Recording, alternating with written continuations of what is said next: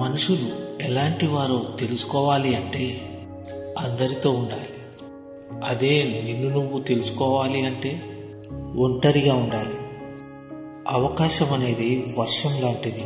అది కురిసినప్పుడే మనం తడవాలి తప్ప మనం తడవాలి అనుకున్నప్పుడు అది కురవదు. కాబట్టి చేయి జార్చుకోకండి.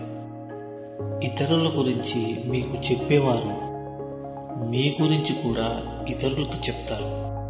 గుర్తుంచుకోండి, నీటిలో పడవ ఉండాలే కానీ పడవలో నీరుండకూడదు. అలాగే జీవితంలో జ్ఞాపకాలు ఉండాలే కానీ జీవితమే జ్ఞాపకంగా మిగిలిపోకూడదు. క్రమశిక్షణ లేని చదువు, సమయపాలన లేని విధి నిర్వహణ, అలాగే ఆచరణ లేని మాటలు నీకే కాదు నీ చుట్టుపక్కల వారికి కూడా కీడు చేస్తాయి. దీపం విలువ చీకట్లోనే తెలుస్తుంది. డబ్బు విలువ పేదరికంలోనే తెలుస్తుంది. అలాగే కుటుంబం విలువ ఒంటరితనంలోనే తెలుస్తుంది. 6 అడుగుల మనిషి యొక్క విలువ 4 అంగుళాల నాలిక మీద ఆధారపడి ఉంటుంది. ఎంత విచిత్రమో కదా.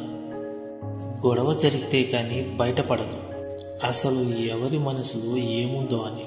చూడటానికి ఏముంది, అందరూ నవ్వుతూ పలకరించే వాళ్ళే.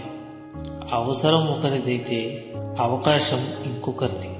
ఆ కోపంలోనే మనిషి యొక్క అసలు వ్యక్తిత్వం బయటపడుతుంది. కోపంలోనే మనసులో ఉన్న నిజమైన భావాలు బయటపడతాయి. అందుకే కోపం కొన్నిసార్లు మంచి చేస్తుంది, కొన్నిసార్లు చెడు చేస్తుంది. జీవితంలో ప్రశాంతంగా ఉండాలి అంటే ఒక మంచి పని చేసేటప్పుడు ఎవరు ఎన్ని చెప్పినా వినకు. నీకు నచ్చింది చేయి.